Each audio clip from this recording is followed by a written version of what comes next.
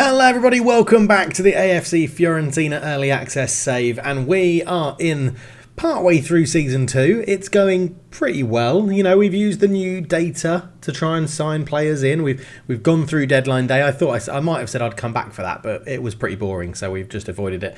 But yeah, I said the proof would be in the pudding if data transfers work, and using data more in the game is helpful. Let's go and have a look. So we're starting off by looking at the club vision. We are working within the wage budget. We have reached the Champions League proper. We are on course to qualify for the Europa League, and the Italian Cup and Super Cup haven't started yet. But we're playing entertaining football. We're playing attacking football, possession football. We're making the most of set pieces, and we've got a high tempo press because we haven't changed our system since last season, which is good. The supporters are generally happy, although they're a little bit pissed off with Anthony Martial, but isn't everybody? So that is fine, really. The league, I hear you ask, how's the league? It's brilliant. Yeah, we're top. We're top of the league. If we look at competitions, we are top by a point ahead of Torino and Juventus, well 2 points clear of Juventus with the same games played. Played 8, won 6, drawn 1, lost 1, a goal difference of plus 10. We are cooking. Yes, it's been very, very good. In the Champions League, we've played 2, we've won 1, drawn 1.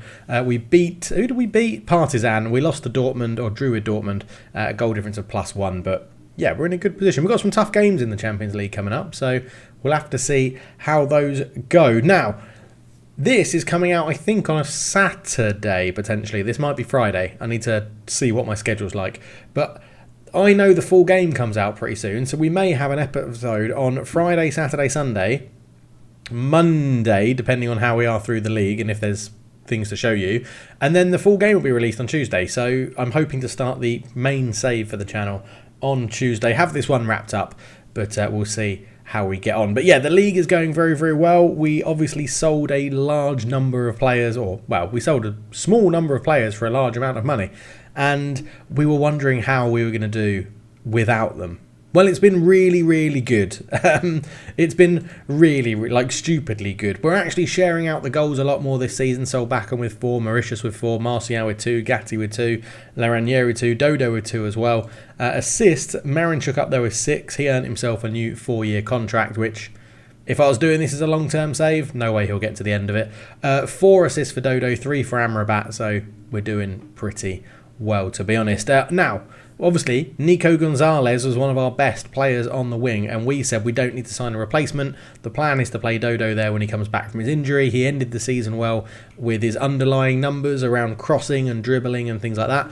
Well, this year, if we look at his stats at the bottom of the screen in all appearances, which doesn't include non-competitive, so 7 starts, 3 sub-appearances, he has 2 goals, 4 assists, and expected goals of 1.27, so he scored more goals than he would be expected to score. He has completed 4.48 dribbles per 90 minutes, which is really impressive, and passing completion rate of 87%. And because he's naturally a defender, he is actually winning a high percentage of his tackles on that wing as well, 81%. So his underlying numbers are looking pretty good this season, to be honest. Other people that we bought in by underlying numbers. Now, a couple of them haven't had too much game time. Someone like Nelson Viper, who has been bought in as a youngster to see how he progresses. He's had 1 start, 4 appearances overall.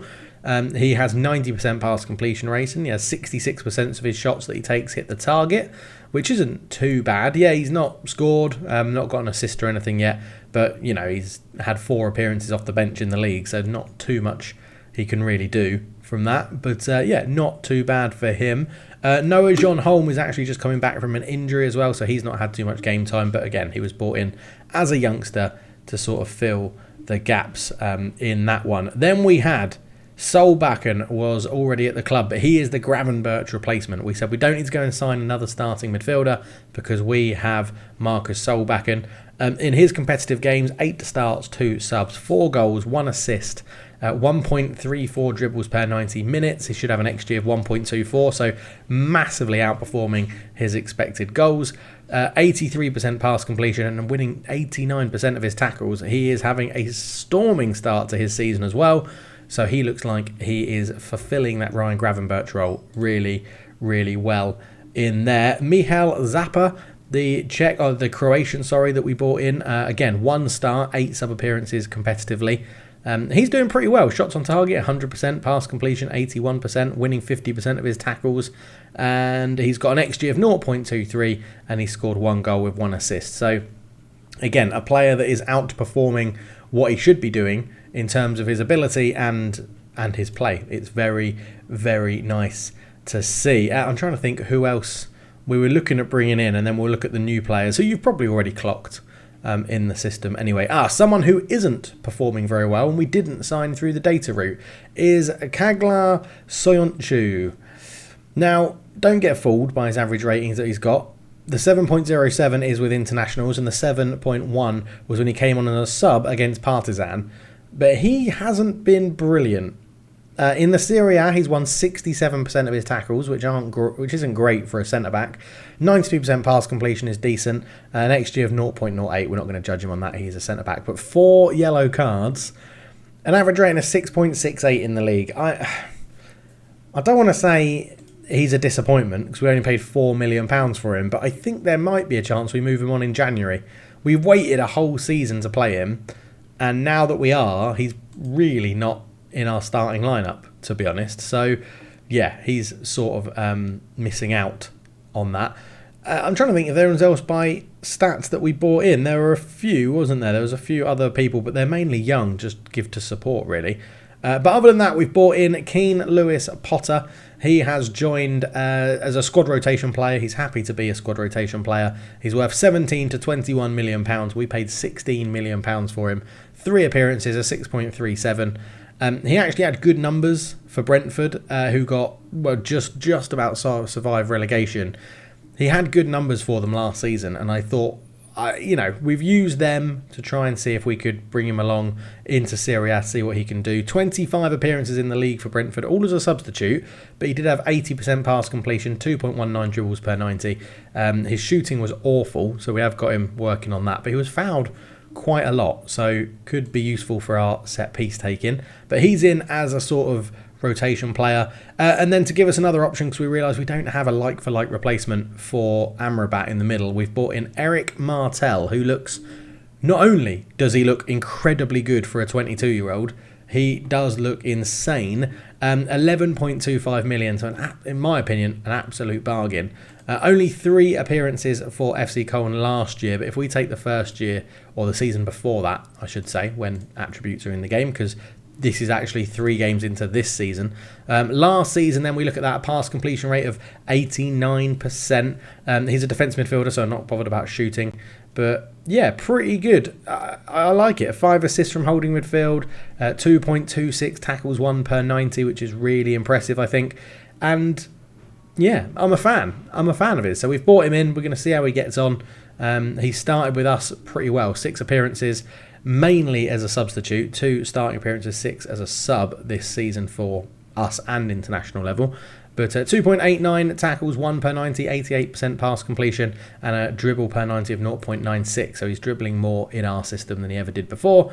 And again, winning more fouls than he's given away. So yeah, that's it, I think. I don't think we bought in anyone else. They were the only 2 deadline day deals that we bought in. Yeah, Eric Martel and Keane Lewis Potter on the 2nd of September for pretty big money, to be honest. And we didn't really sell anyone on deadline day. We had 3 loanees going out, the main one being Josh Adam, who's the guy we bought in from Man City. He's gone to Bristol Rovers. He's got 4 assists and 1 goal in 8 games. He is loving life in League One back in the UK. And then we got rid of Mirko Elia to Cagliari for a small amount of money for a semi-promising centre-back. He's not brilliant. So yeah, that's you all caught up on everything that has happened since the last episode, and I think that shows why we didn't come back for deadline day, because it was pretty rubbish. The only thing to report as well, we do have another out that is going to be happening. He should be down here somewhere, because I've just dropped him to the under-20s because I don't want him in my first team. Is he not available? Is that why? Yes, Ricardo Sotil is leaving. He's going to be going to Qatar for not very much money. 4.5 million, something like that, I think.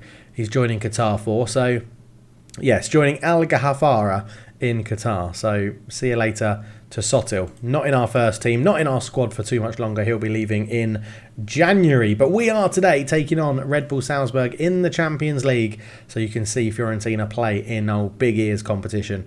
And yeah, we'll be back for game day. See you then. There is Salzburg lining up in a 4-2-3-1. And we're going to be lining up in our 3-4-3 asymmetric. Dodo starts on the right, Solbakken and Amrabat in the middle. Parisi on the left, Mauritius, and then Zola forming quite a good partnership up front with Miranchuk in behind them. Lunin in goal has been superb again this season, playing really, really well. And yeah, here we come for the Champions League, the third game in our Champions League campaign. We have so far, drawn with Dortmund, beat Partizan, and now we're going to Red Bull Salzburg. We're also playing Red Bull Leipzig later on in the competition as well. So hopefully we have a good run. So 15-ish minutes in, bit of a slow start this one. 3 shots for us, 1 for them, none on target for anybody. No real clear-cut chances that you can see of note. And obviously, is this Mauritius playing against his former club? I think it is. I think we signed him from Red Bull Salzburg. So let's get a bit more from them, ask for a bit more. It's been a very quiet first half, absolutely 0 highlights. I'm glad we've come back for this game. Thank you, Football Manager. Half time then, 0 highlights in that first half, which is absolutely epic. We absolutely love to see it. It was a good first half performance. Keep it up. I mean, a draw away in the Champions League isn't too bad anyway, but sort of hoping for a little bit more from our team. Okay, we have our first highlight, and it's Salzburg playing out from the back. Tijani out to Oscar, who is tackled very well by a mix of Dodo and Solbakken, as Dodo is then tackled by Diambu. Diambu comes forward with it, just avoids the challenge there. Terzic up against Amrabat, lays it out to Dedic. Dedic to the edge of the box, shoots. It's absolutely wild, and I'm disappointed that's counted as a good highlight. Okay, right, an hour's gone, half an hour to go. We are going to make some changes to get some fresh legs on here because I'm not enjoying how we've been playing. So Amrabat off, Martel on. We'll bring on Zappa for Solbakken and fresh legs in the middle of the park. And we're going to do Nzola off, and we're going to bring on Anthony Martial, who has not been in the club's good books recently, to be honest. We're going to give him a go, and we're actually going to do 4 subs. Parise off for Malang Sarr, and then Ranieri pushes up into the wing-back left position. Let's see if that makes a difference to this game, and we do have a highlight straight away. Kratara into Malang Sarr, who, to be honest, now Sionchu's joined the club, I'm not too disappointed with how Sarr's been getting on. Martel into Dodo. Dodo back to Martel. Out left to Ranieri. Ranieri, ball across, Anthony Martial is there, and that is 1-0 Fiorentina. And I did say he's not been in the good books, but if he scores goals, he'll be back in the team and playing well. But yeah, he's not been training well, he's not been performing well. You play him in the Champions League and he scores, it's absolutely sod's law, innit? But Ranieri, lovely left-footed cross, Martial outside of the left boot, pokes it home, 1-0 Fiorentina. 18 minutes to go in this one, we're going to bring off, we've got 1 sub left. And I think we're going to bring off Dodo because he's tired. I know he's playing well, but I can't really afford him to get an injury. So Coyote will come on for him. I was thinking about bringing Miranchuk on and bringing Lewis Potter as a sub to replace him, but I think we'll go with Dodo and make sure we've got fresh legs and don't pick up an injury in this one. Let's give him a bit of praise. We'll just drop down to balanced because there's only 10 minutes to go. They've gone to a diamond, which probably means we can afford to go just a little bit wider and try and exploit some of the space they're going to leave on the flanks. But 5 minutes to go in this one. It's a pretty decent result if we can hold on to it. 1-0 away from home. 4 minutes of our time added on. And in the Champions League, there is a minute left and we've got the ball. But Gatti goes long looking for Martial. Doesn't get there. And Dedic into Pavlovic into Sukic. Sukic goes out to Dedic. Lots of itches coming forward for Salzburg here. And great tackle that from Zappa, doing a good job defensively. Ball in, and the header from Sukic goes past the post. And we should be able to see this one out with Andre Lunin taking a goal kick into Katara. Here is Gatti up towards Coyote, who's come on. Here is Martel, a horrible first touch from the midfielder, and he's giving it back to Salzburg with a chance. Oh, I don't know who. That's terrible defending from... Who was it? Katara? It was Katara. He sort of ran out to launch himself into the tackle and got it all wrong. And 1-1. I said I'd be happy with the draw away in the Champions League. Yeah, awful defending here from Katara. Look, as this ball sort of been put in, he just legs it out, decides he's made a bad decision. Sucic is in, puts it in. 1-1. That'll be game over. It is full time.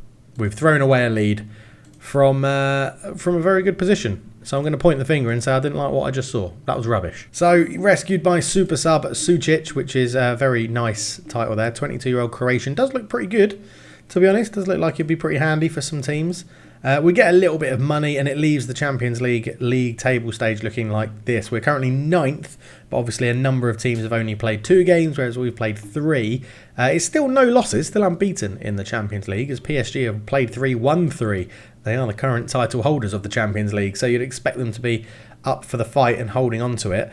But I would expect us to finish between 9th and 24th, go into the first knockout phase, and see how we go from there. I'm not expecting us to rip up the Champions League and do anything major, to be honest. But there we go. I think we are just going to fly through this season as best we can. We'll probably come back around January time, see if we can win the Italian Super Cup out in Saudi Arabia, as this time we're going to be playing at the King Abdul Sports City, the Shining Jewel, which, out in Saudi Arabia. Who knows? Some of our players may be there, because we love selling players to Saudi Arabia. So yeah, we'll see how it goes. Thank you so much for watching. Leave your comments, subscribe down below. If you have seen, by the time this comes out, I'm not too sure, if you have seen the main save trailer video, let me know down below and let me know your thoughts. And comment on that one as well, because I think that's going to be a really interesting series. So thank you so much for watching. I'll catch you in the next one. Cheers.